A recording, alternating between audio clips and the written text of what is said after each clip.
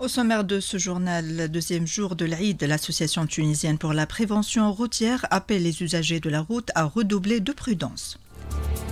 Canicule, le ministère de la Santé appelle à la prévention contre les coups de soleil.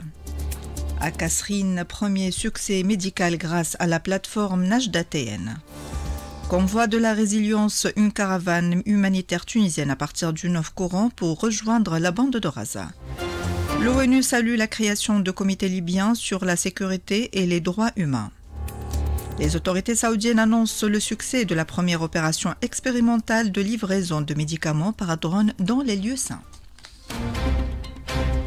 Bonsoir. Les opérations de contrôle conjointes menées par les ministères du Commerce et de l'Intérieur ont permis la saisie d'environ 745 moutons de sacrifice destinés à des pratiques spéculatives durant la période de Eid al-Adha. La valeur de cette saisie dépasse les 891 000 dinars, a indiqué le directeur de la concurrence et des enquêtes économiques au ministère du Commerce, Zohaïr Bouzayen. Les opérations de contrôle menées une semaine avant l'Aïd ont dévoilé des manœuvres illégales de certains spéculateurs ovins, ceux-ci procédaient à des surenchères afin d'influencer les prix habituels. Le responsable a ajouté que les campagnes conduites en coordination avec les services du ministère de l'Intérieur ont ciblé plusieurs zones du Grand Tunis, aussi bien sur les axes routiers que dans les marchés à ciel ouvert dédiés à la vente des moutons de sacrifice.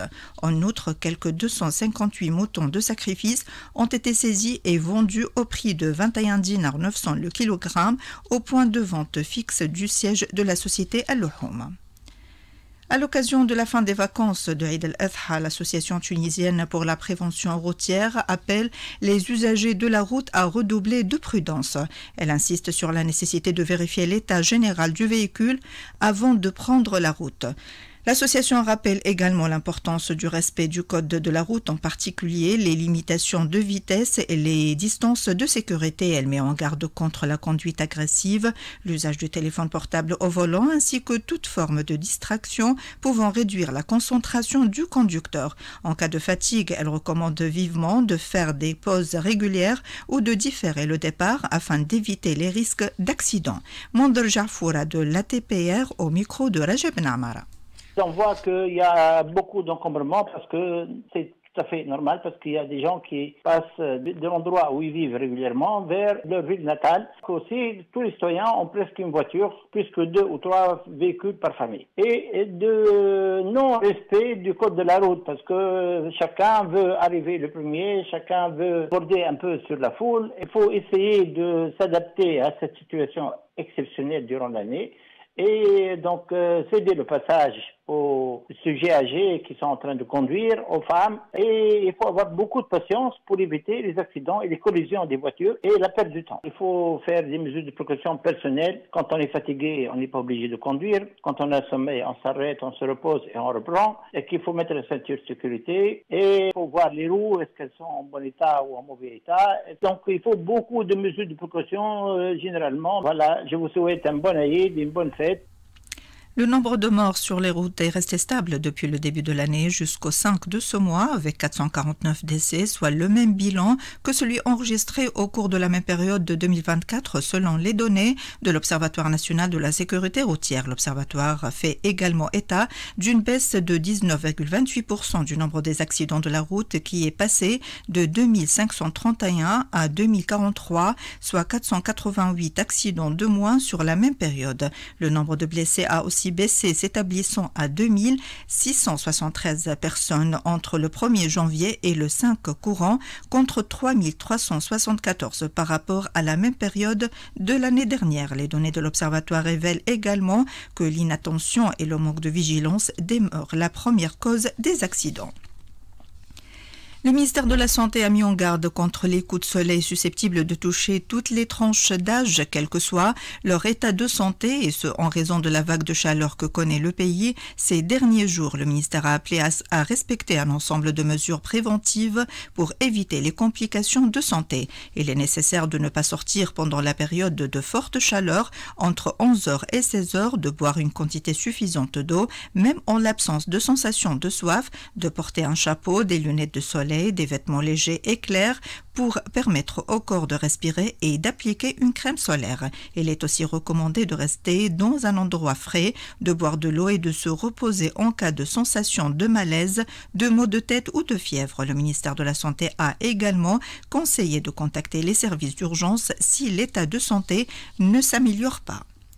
Santé toujours à Kasserine, l'équipe médicale de l'hôpital universitaire Badreddine Alui a réussi une intervention d'urgence vitale. Deux patients victimes d'un infarctus aigu du myocarde ont été sauvés grâce à une coordination immédiate via la plateforme Najda TN. Les deux patients ont subi des opérations de cathétérisme réussies et sont désormais dans un état stable. La plateforme numérique Najda TN permet une identification rapide des thromboses et oriente les patients vers le centre spécialisé le plus proche. Elle a été déployée dans plusieurs régions intérieures afin de renforcer l'égalité d'accès aux services d'urgence cardiaque.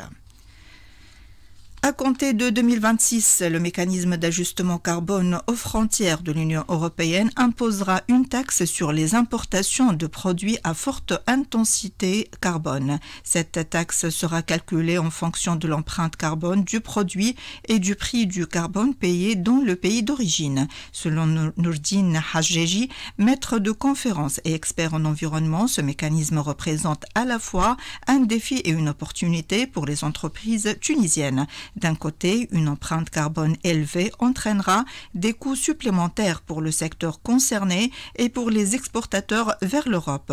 De l'autre, une réduction de l'intensité carbone des produits tunisiens pourrait les rendre plus concurrentiels et attractifs sur le marché européen. Nourdine Hajjeji au micro de Zainab Fers. Cette taxe sera payée en fonction de deux choses. La première entité, c'est par rapport à l'indicateur carbone du produit. Deux, par rapport au pays du carbone sur le marché européen. Donc là, du moment qu'on parle de l'indicateur carbone du produit, c'est-à-dire quel est l'embedded emission, quelles sont les émissions incorporées dans la marchandise, et du coup, du moment que la valeur elle sera grande, donc là, on va payer plus de taxes, et du coup, ça va impacter énormément les entreprises nationales du secteur concerné au cours du paiement de la taxe carbone. Et ça pourrait être une opportunité puisque cette taxe elle va être imposée pour l'ensemble des entreprises internationales. Un risque dans la mesure, il y a une imputation financière et une taxe carbone qui sera payée. Mais une opportunité, si on va se comparer par rapport à d'autres pays, on pourrait être plus concurrentiel puisque si on va ramener donc une marchandise des pays asiatiques, les producteurs tunisiens peuvent être concurrentiels du moment où on a un indicateur carbone moins inférieur à ce qui a été proposé par d'autres pays.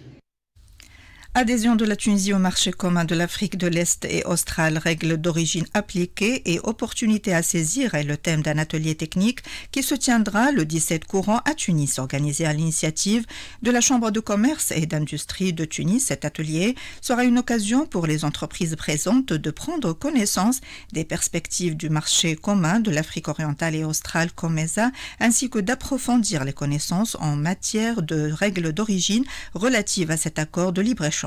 Il constitue également une opportunité pour s'appuyer sur l'expertise collective et s'enrichir de la qualité des interventions présentées par d'éminents experts de la douane tunisienne et des cadres chargés de la détermination de l'origine des produits à la Chambre de commerce et d'industrie de Tunis. Le groupement des industries tunisiennes aéronautiques et spatiales prendra part à la 55e édition du Salon international de l'aéronautique et de l'espace qui se tiendra au Parc des Expositions de Paris du 16 au 22 courant. Organisé en partenariat avec l'Agence de promotion de l'investissement extérieur, la participation du groupement vise à promouvoir les opportunités qu'offre la Tunisie dans le domaine aéronautique et à faire connaître un écosystème aéronautique national compétitif alliant savoir-faire, innovation et engagement environnemental. Le salon est un rendez-vous incontournable dans le domaine de l'aviation civile. Il constitue une plateforme privilégiée pour la présentation des dernières innovations et l'échange professionnel portant sur les orientations futures et les avancées technologiques du secteur aéronautique. La station de dessalement d'eau de mer de Sousse sera bientôt mise en service. Elle vient s'ajouter aux autres installations déjà en place dans le pays à un moment où les ressources hydrauliques conventionnelles stagnent avec une disponibilité moyenne de 420 mètres cubes d'eau par habitant et par an, un seuil déjà critique. Face à cette situation, les autorités cherchent à diversifier les sources d'approvisionnement en eau en ayant de plus en plus recours aux ressources non conventionnelles afin de faire face aux effets du changement climatique. Hamadi Hbaïeb, secrétaire d'État chargé des ressources hydrauliques, s'exprime à ce sujet au micro de Zainab Fers.